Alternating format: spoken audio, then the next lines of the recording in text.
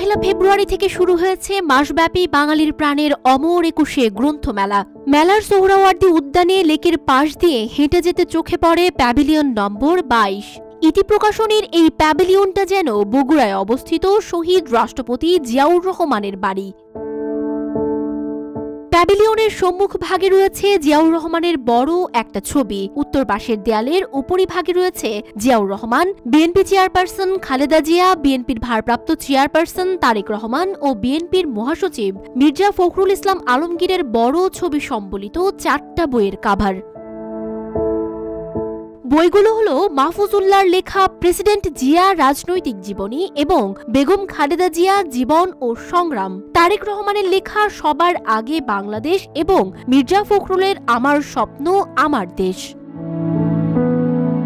প্যাভিলিয়নের সম্মুখ ভাগেই লেখা 22শে আষাঢ় 1302-1895। ঠিক এই লেখাটি মেজর জেনারেল জিয়ার পৈতৃক বাড়িতেও আছে। জানা যায় এটি বাড়ি নির্মাণের তারিখ। এটা হলো বাংলাদেশ জাতীয়তাবাদী প্রকাশনা সংস্থা এবং ইতি প্রকাশনী সম্মিলিত যৌথভাবে তৈরি করেছে। এটা হলো জিয়াউর রহমান সাহেব যে বাড়িতে জন্ম, সেই বাড়ির আদলে আর কি একদম তৈরি করা হয়েছে আমাদের এই স্টোরটা।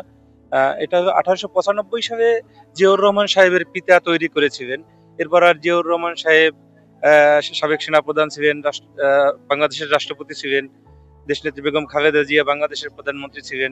তারা কখনো আর বাড়ি নির্মাণ করেন নাই, বগুড়াতেও না, ঢাকাতেও না।